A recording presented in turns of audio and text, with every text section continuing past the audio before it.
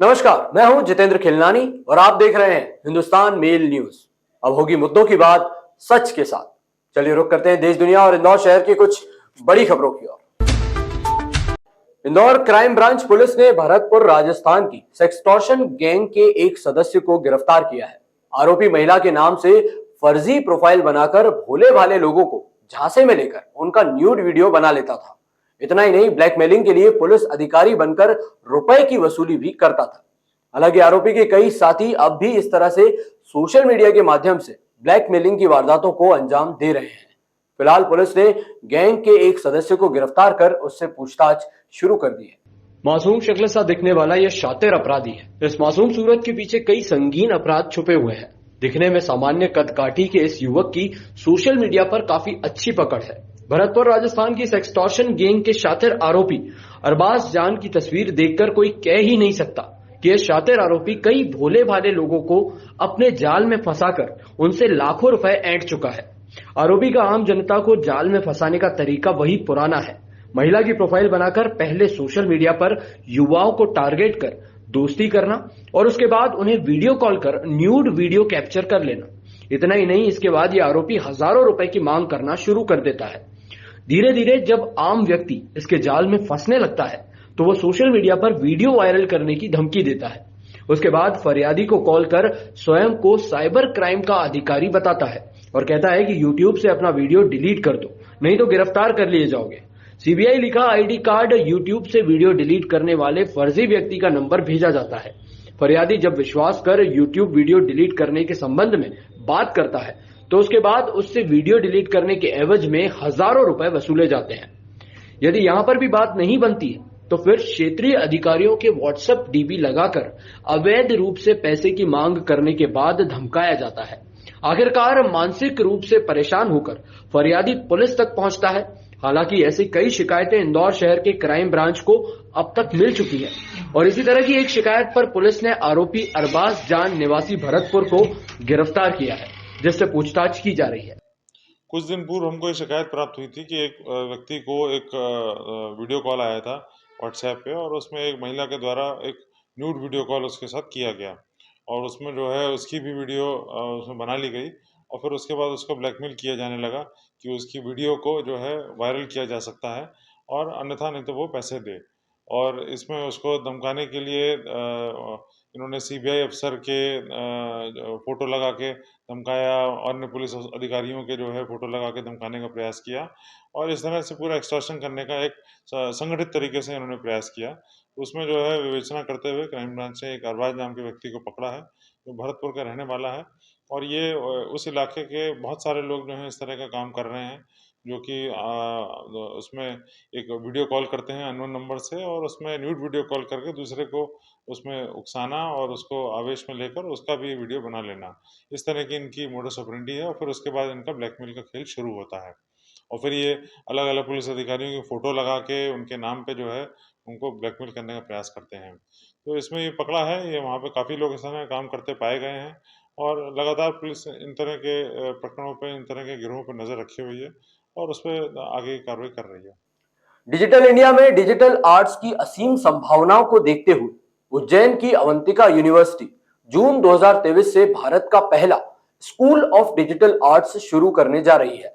अवंतिका की कुलपति प्रोफेसर नितिन राणे के अनुसार इससे डिजिटल आर्ट्स के क्षेत्र में विश्व स्तरीय प्रोजेक्ट करने में भारत आत्मनिर्भर हो सके। 4 साल के बीएफए कार्यक्रम में digital arts, gaming arts, animation arts, motion arts तथा इंस्टॉलेशन आर्ट्स में विशेष योग्यता हासिल की जा सकेगी।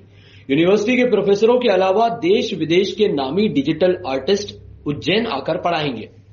इनमें डिजिटल विधाओं के विख्यात कलाकार जैसे बीजू डी, कबीर मोहंती, नारायण परशुराम, जयशंकर शर्मा आदि शामिल हैं। स्कूल ऑफ डिजिटल आर्ट्स का पाठ्यक्रम आईआईटी मुंबई के प्रोफेसर कीर्ति त्रिवेदी के नेतृत्व में एक अंतर्राष्ट्रीय सलाहकार बोर्ड के मार्गदर्शन में किया गया है, जिसमें विश्व प्रसिद्ध डिजिटल आर्टिस्ट और शिक्षाविद हैं। सिंगापुर के एनटीयू की प्रोफेसर इन कार्नाडी और जैस्मिन येओ, जापान की कोबे डिजाइन यूनिवर्सिटी के प्रोफेसर कास्पर श्वास, टोक्यो के शिमित्सु कॉरपोरेशन के डॉक्टर तकाशी मात्सुमोतो, सिंगापुर के मार्क शावेज और अमेरिका के कार्नेगी मेलन यूनिवर्सिटी के प्रोफेसर उदय दंडवते सलाहकार मंडल में हैं। सलाहकार मंडल के सदस्य भी अवंतिका यूनिवर्सिटी आकर अपने विषयों की कार्यशालाएं चलाएंगे। जैसे अभी न्यू एजुकेशन पॉलिसी इम्प्लीमेंट हुई है, उसी के आधार पे हम प्रोजेक्ट बेस्ड लर्निंग का मॉडल लेके आए हैं और वो प्रोजेक्ट बेस्ड लर्निंग का मॉडल पूरे रूप से एक वर्ष के अंदर इम्प्लीमेंट किया गया है।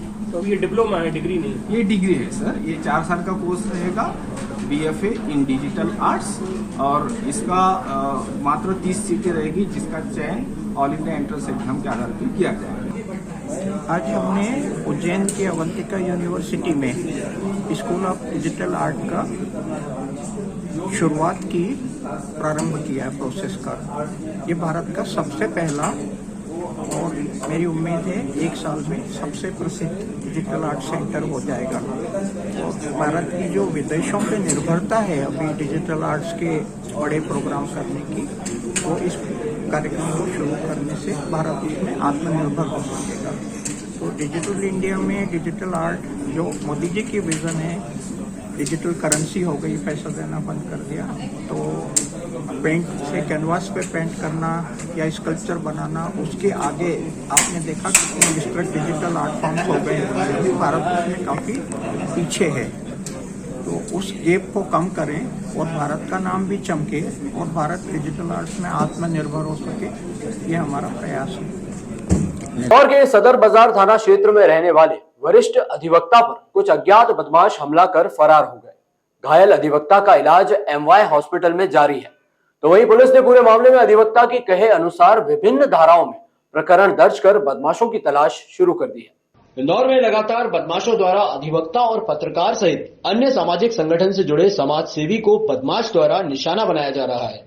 इसी तारतम्य में शहर के सदर बाजार थाना क्षेत्र स्थित मराठी मोहल्ला में रहने वाले मनीष नामक अधिवक्ता को अज्ञात बदमाशों द्वारा निशाना बनाया गया, जिसमें अधिवक्ता गंभीर रूप से घायल हो गए, जिनको इलाज के लिए हॉस्पिटल में भर्ती कराया गया है। सूचना मिलते ही वकालत से जुड़े तमाम वकील सदर बाजार थाने पहुंचे और पूरे मामले में संज्ञान लेते हुए थाने पर प्रकरण दर्ज करवाया गया। पुलिस ने अज्ञात व्यक्तियों के खिलाफ प्रकरण दर्ज करने के साथ ही आसपास लगे तमाम CCTV फुटेज खंगालना शुरू कर दिए हैं, ताकि बदमाशों को जल्द से जल्द पकड़ा जा सके। एक विवाद हुआ है हमारे यहाँ मरादास मराठी मोहल्ला में। एक मनीष गडकर जी हैं, उनके यहाँ कुछ मारपीट की घटना हुई है, तो उन्हें मेडिकल पर भेजा गया है। ये 10 मराठी मोहल्ले में हुई है। रंग पंचमी पर रंगों से राजवाड़ा की सुरक्षा को लेकर बरती गई सावधानी ने राजवाड़ा को बेरंग कर दिया है।